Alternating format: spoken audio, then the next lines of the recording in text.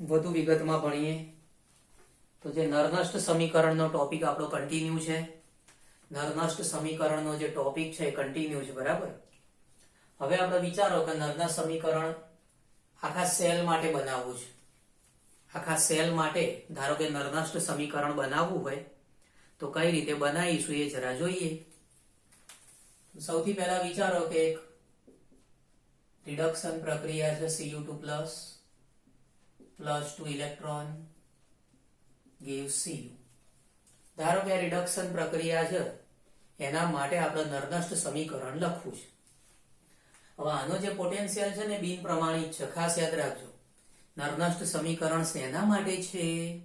બિન પ્રમાણિત અર્ધકોષ અથવા તો બિન પ્રમાણિત કોષ એના પોટેન્શિયલ મેળવવા માટે.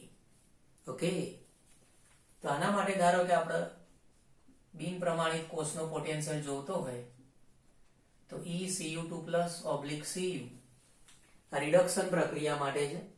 આયન પહેલા આવશે, ધાતુ પછી આવશે. આયન પહેલા આવશે, ધાતુ પછી આવશે. તો આના માટે લખી શકાય E0 Cu2+/Cu RT/NF ln 1/Cu2+ aqueous ની સાંદ્રતા.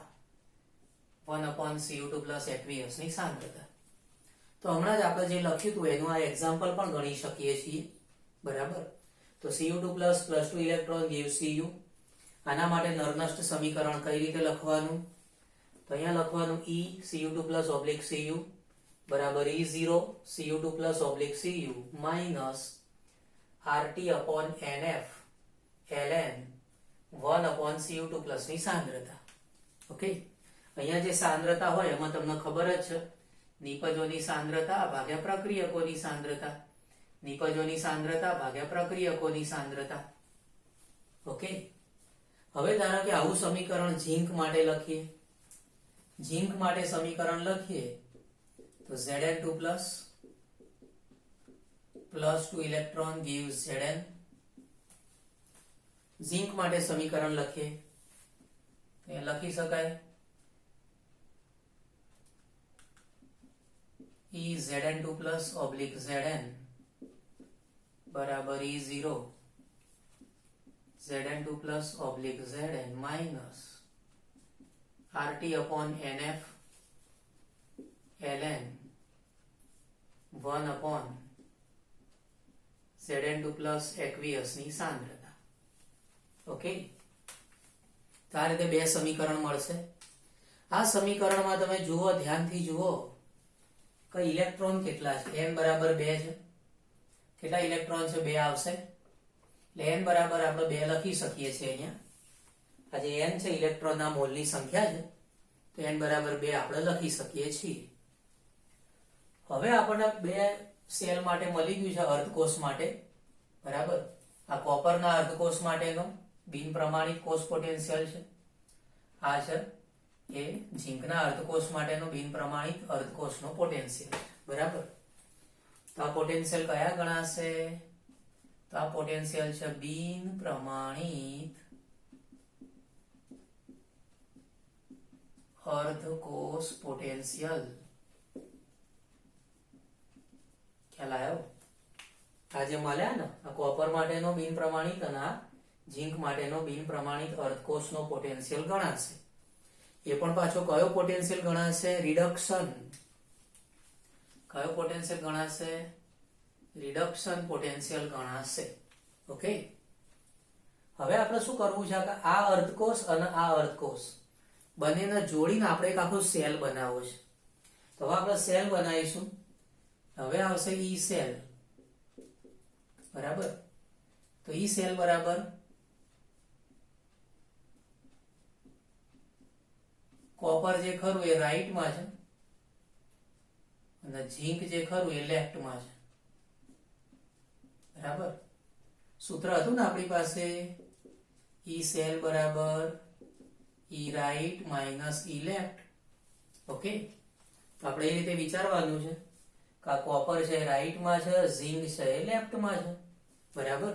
એટલે આ સૂત્ર ઉપરથી આ લખેલું છે, આ સૂત્ર છે ને એના ઉપરથી આ લખેલું છે. ઓકે, હવે તમે જો કે આની કિંમત આપણે મૂકવાની છે. તો આ જે પદ ખરું, આટલું જે સ્ટેપ છે એ સ્ટેપની વેલ્યુ આ છે, અને આ જે સ્ટેપ છે એની વેલ્યુ આ છે, બરાબર. તે બંનેની વેલ્યુ આપણે મૂકી દઈએ તો આપણને મળશે ઈ સેલ. ઈ સેલ એટલે શું ખબર છે ને બધાને? આ બિન પ્રમાણિત કોષનો પોટેન્શિયલ કહેવાય. ઈ સેલ શું કહેવાય? બિન પ્રમાણિત કોષનો પોટેન્શિયલ કહેવાય. ઈ સેલ શું કહેવાય? બિન પ્રમાણિત કોષનો પોટેન્શિયલ કહેવાય. ઓકે, તો આની જગ્યાએ મારે સ્ટેપ લખવાનું છે. આ Cu2+ વાળું છે એમાં હું આ સ્ટેપ લખીશ. તે સ્ટેપ લખીશું E0 Cu2+ / Cu RT/NF ln 1/Cu2+ aqueous ની સાંદ્રતા. પછી આવશે આયુ માઇનસ. પછી આપણે આ માઇનસ લખવાનું, આ માઇનસ લખીશું, એ માઇનસ લખ્યું. પછી પાછું આ સ્ટેપ તો છે જ, માઇનસ લખીશું અને પછી આ સ્ટેપ લખવાનું થશે. તે સ્ટેપ લખાશે આ રીતે E0 Zn2+ / Zn minus RT/NF ln 1/Zn2+ aqueous ની સાંદ્રતા. ઓકે, તો આ રીતે આપણું સ્ટેપ થશે, બરાબર. હવે શું કરીશું? તો માઇનસ અહીંયા આવશે, આ માઇનસ માઇનસ પ્લસ થઈ જશે. ઓકે, તો હવેનું સ્ટેપ આ રીતે આવશે. ઈ સેલ બરાબર E0 Cu2+ / Cu. પ્રશ્ન મોસ્ટ આઈએમપી છે, most IMP ખેલાયો, most IMP.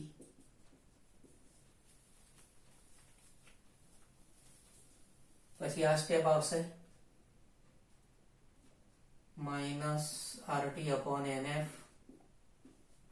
ln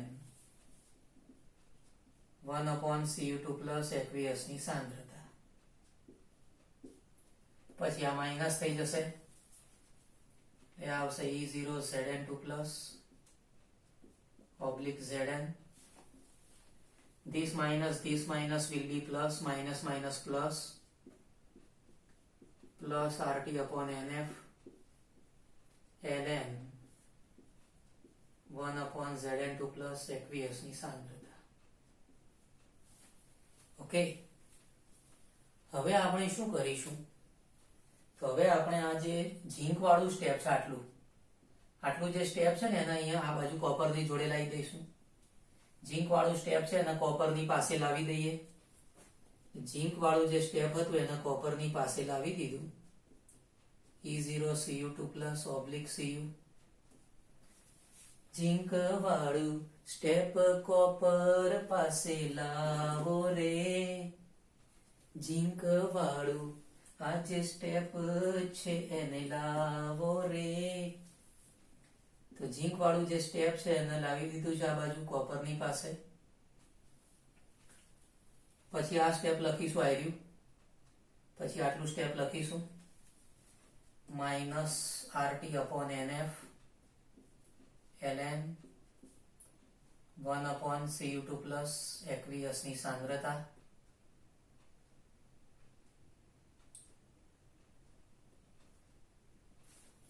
પછી આપણું આ સ્ટેપ છે પ્લસ વાળું સ્ટેપ, RT/NF ln 1/Zn2+ ની સાંદ્રતા. ઓકે, તો આ રીતે એક પછી એક સ્ટેપ આવશે. હવે તમે જરા જોશો તો તમને ખ્યાલ આવશે कि इसको तो कहीं देखा है, આને તો ક્યાંક જોયેલો છે. તો આ જે ખરો ને E0 Cu2 plus oblique Cu minus E0 Zn2 plus oblique Zn, આના આ બંને જે અર્ધકોષ છે એમાંથી જે સેલ બને એનો પ્રમાણિત પોટેન્શિયલ કહેવાય. આને શું કહેવાય? તો આ બંનેનો જે તફાવત છે એને કહેવાશે E0 સેલ. જેમ આને શું કહેવાય? બિન પ્રમાણિત કોષ પોટેન્શિયલ કહેવાય. આ E સેલ છે ને બિન પ્રમાણિત કોષ પોટેન્શિયલ કહેવાય. આ E0 સેલ કહેવાશે કોપર અને ઝીંકમાંથી બનેલા કોષનો પ્રમાણિત પોટેન્શિયલ. કોપર અને ઝીંકમાંથી બનેલા કોષનો પ્રમાણિત પોટેન્શિયલ E0 સેલ કહેવાશે. આટલું જે સ્ટેપ છે E0 સેલ કહેવાશે. ઓકે, પછી શું કરીએ? આમાંથી માઇનસ કોમન કાઢી લઈએ. માઇનસ કોમન કાઢી લો એટલે RT/NF, માઇનસ RT/NF કોમન કાઢી લઈએ. આ બંનેમાંથી શું કરીશું? માઇનસ RT/NF કોમન કાઢી લઈશું. બંનેમાંથી માઇનસ RT/NF કોમન કાઢી લઈએ તો ln 1/Cu2 પ્લસ, આ પ્લસ હતું હવે માઇનસ થઈ જશે. માઇનસ સાથે કોમન કાઢ્યું ને એટલે શું થાય? તો કે પ્લસ એ માઇનસ થઈ જાય એટલે minus ln 1/Zn2 plus. Okay, તો આ રીતે સ્ટેપ થશે. બરાબર. હવે શું કરીશું? તો હવે આના પછીનું સ્ટેપ લખીએ. એના પછીનું સ્ટેપ આ રીતે આવશે: E સેલ બરાબર E0 સેલ. પછીનું સ્ટેપ આવશે E સેલ બરાબર E0 cell minus RT/NF ln. હવે શું થાય? જો આ માઇનસ છે બરાબર, માઇનસ તમને ખબર છે લોગમાં માઇનસ એટલે શું થાય? ભાગાકાર થાય. લોગમાં બાદબાકી હોય તો પદ ક્યાં આવશે? એકબીજાના ભાગાકારમાં આવશે. ઓકે, માઇનસ છે અહીંયા લોગ છે, આ ln છે લોગનો પ્રકાર જ છે, તમને ખબર જ છે. બરાબર. તો હવે શું થાય કે આ જે 1/Zn2 પ્લસ છે ને આના ભાગાકારમાં જતું રહેશે. ભાઈ ભાગાકારમાં જાય એટલે કેવું સ્ટેપ થશે? ભાગાકારમાં જશે એટલે Zn2 પ્લસ ઉપર આવી જશે અને નીચે આવી જશે Cu2 પ્લસ. બરાબર. કેમ કે Cu2 પ્લસ જે ખરું એ તો આમે તે ભાગાકારમાં જ છે. ઓકે, Cu2 પ્લસ જે ખરું તો ભાગાકારમાં જ છે. બરાબર.